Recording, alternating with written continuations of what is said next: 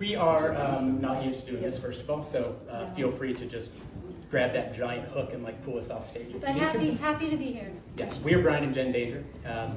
Not dangerous in any way, I assure you, so no worries. But we've just kind of never fit in, and that name kind of came along, and we realized at some point no one knew our real names, so we decided to go ahead with the change. But we are, at this point, kind of lifelong nomads, adventurers, freedompreneurs. Woo, woo, woo. Thank you. Nature fanatics. Many people would say adventure fanatics. That's not true. But nature fanatics certainly, which drives a lot of our decisions. So we have lived in camper vans, caravans, for those of you from local, boats currently, any number of kind of outside the box modes of travel, because at some point we just realized that, as you'll learn later on in the speech, that we're kind of broken. And so we just needed something different and kind of refused to let fear be the thing that told us we couldn't do it. And so that's kind of what we're here to chat about today. Testing, yes. Not used to having a microphone except for karaoke. Anyway, we feel like we're living our best life, and we're super passionate about everyone else living their best life as well. We want to wake up every day and be like, yes, we are doing what we should be doing. We feel it, we know it, and hopefully we can encourage anyone who's not doing but thinking about doing it to go after it. Here's what I do. And I learned most of this by following Jen. I believe that most of us feel stuck in one way or the other, in a very deep way. And at least for us, that was a deep, deep-rooted stuck. And stuck is usually another word for fear, right? Fear of change, fear of instability, fear of simply something that the rest of the people aren't doing. Kind of like when Mahim was leading us and I was going the wrong way. Just kind of happens naturally. So I think that we're all about kind of trying to not get rid of fear, but to embrace the fact that it's in the room with you and it's going to be along that journey with you, and just kind of accept it and move along. So hopefully that's some of what you'll hear today. I'm hoping this is a video that plays in the background. There is no rhyme or reason, so if it doesn't play, I'll figure it out. But we'll carry on nonetheless. So we gave up conventional to reinvent, to reimagine what life could be like, and go after that. Yeah, so years ago, we had normal, quote-unquote, normal lives. We had great jobs, we had good paychecks, we had promotions, we were being groomed for management. That might not play. We also hated everything about it, right? We felt stuck, we were miserable, we were in mountains of debt. Try to play one more time, see that. And so we finally just kind of tried to shake it off, right? And again, well, my leading force was Jen. And we kind of just tried to say, okay, well, let's just listen to what we do want and not yet focus on all the problems, but focus on how we might figure out how to get there. So we quit everything, we quit our jobs. Before that, though, we asked ourselves the hard questions. What do we truly want? What if we just gave up all of this and stopped doing it? And what do we want to spend our life doing that's going to make us feel really like passionate and like we're just feeling fulfilled? And I said to Bryan, I have an idea. Why don't we just go camping out in nature for a year? Which Bryan obviously thought was ridiculous, right? Or maybe a joke. And so at first I thought she was joking. And over time this idea kept coming up again and again. And eventually kind of realized that she wasn't joking. And if I didn't do something, she was going to find someone to go without me. So we made some tough decisions together about how to possibly try and tackle this situation and go make a year happen. So we worked hard to start paying off debt. On top of 80-hour work weeks with no breaks, we started renovating homes in the evenings. We started doing everything we could to pay off debt. And with every debt that we paid off, we had more money to put to the next one. It's like a snowball rolling downhill. So we kept doing that until we finally started to see a light at the end of the tunnel. And at some point, we put a date on the calendar. We also messed up and changed that date. So the next time we put it in Sharpie so we couldn't change it, right? We also made the mistake of telling all our loved ones and friends what we were going to do, because we expected them to be excited and happy for us or supportive of us. And all we heard was, you're crazy, you're insane, you can't do that, that can't be done. Which we still hear, actually, at many points of our life. But we just kind of stopped telling them. So instead of trying to ask their permission, we just decided to carry on and improve by doing it, right? Pause, play. Yeah.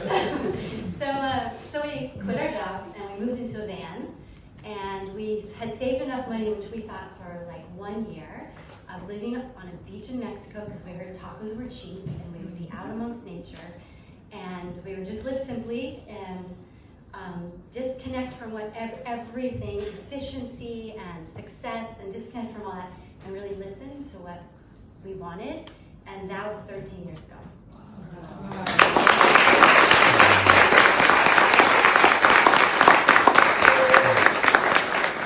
We are just as surprised as you are, and eternally grateful for every one of those days. And we're still reinventing ourselves as we go along. So we eventually traded that old rusty VW bus for a more modern vehicle that we could stand upright in and try and travel a bit more comfortably. We eventually traded that in for a boat, which was a lifelong dream that we honestly thought would never happen, especially after giving up jobs.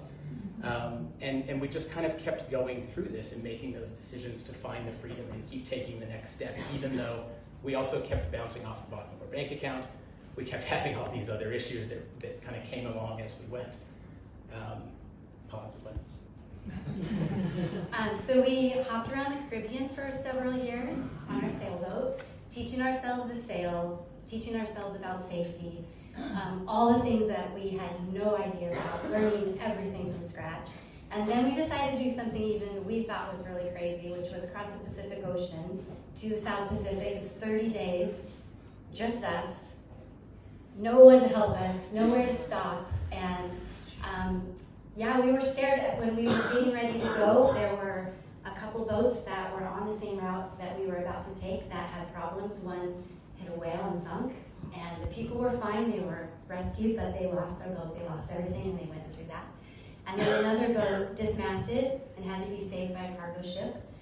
But we were scared, but we did it anyway, and it was magic, actually. Yeah, ironically. More people climb Everest every year than cross the Pacific, with crew, with cabins, and so for 2 people to do it alone was a little daunting. Ironically, it turned out lovely, right? Everything about it was lovely. It wasn't peaceful all the time, it wasn't calm, but it was beautiful, and it was magical, and it was everything we might have hoped. And then we got to French Polynesia, and everything went to shit. I don't know why people are so terrified of crossing, it's actually fine. But once we got to French Polynesia, within days of checking in, we got hit by a lightning storm that fried all of our electronics, took out our charts, took out our communication, took out everything, as we were heading into more remote places without people. And then we got to those remote places and another storm hit us. Class 3 cyclone, so 62 or 65 to 72 knots wind. Unforecasted. That's roughly 135 kilometers an hour of wind. No forecast, no knowledge it was coming. It just formed on top of us, and it sat there for 5 hours. So it pushed us on shore, giant waves breaking over the bow. We just were terrified for our lives. We've had a lot of scary days. That was the scariest day, for sure. 3 hours in, we still kind of thought we were going to die, and that we were going to lose everything. And we finally looked into each other's eyes and realized we aren't going to die. We're going to lose everything, but we're not going to die. And this kind of peace and calm, even in the middle of the storm, at least relatively peace and calm, came over us because we realized we've done this before. We've given up everything before. The items and the stuff and the money don't matter as long as we walk away from this. And so that's kind of what happened. We beached the boat effectively, lost all of our propulsion, lost whatever systems weren't gone from the electronics, and we ended up being stuck on that beach for 96 days while we tried to figure out how to rebuild without any help, without really much of a toolbox, and figure out how to kind of get back to life. But again, Pause. Like,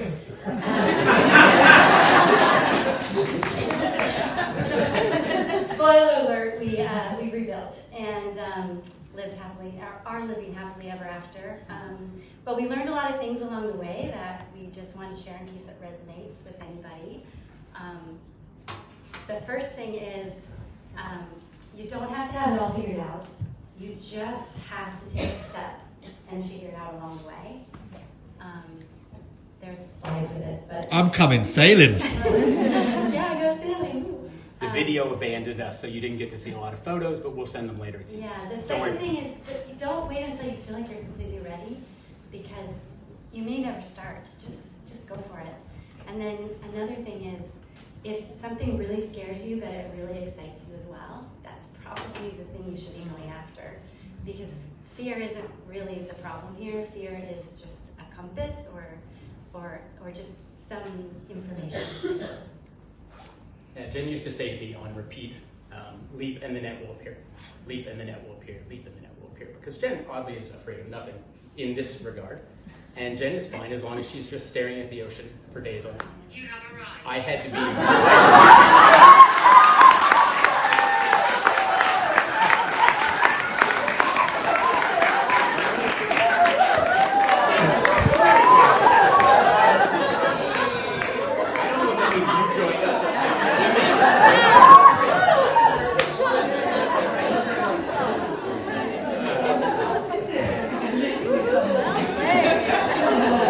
So Jen would still tell you to leap and the net will appear. Yes. We see different sides of this. I would still say leap and sew the parachute on the way down.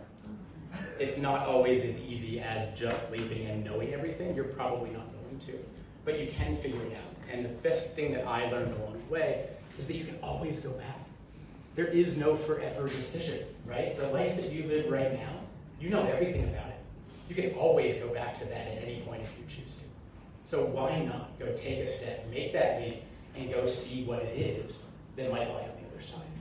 Yeah. Did you have anything? That's all I have to say. We have one thing that we We do. do, yes. That wasn't well Sorry. orchestrated. All right, so we would challenge you this, right, based on everything that we just told you. At some point, not today, but when it's quiet and you have the time, really check in with yourself and just say, if I believed beyond any shadow of doubt I could not fail, what's the one thing that I would change in my life? And that is the place to start. And if you can remove the clutter of all the other things you might change after, or all the hurdles on the way to get there, you might be really surprised if you can just take that one first step. And the funny thing is that first step might not be adding something, it might not be working harder, it might not be raising more money, it might actually be giving it up. Because at least for us, we got everything that we wanted by giving it up. By stopping chasing the dream that was the financial dream, by trying to get more clients, by asking for more money, better titles, better promotions, all of it gone. So if you're not finding it by trying to get more, try to find it by getting less. Thank you.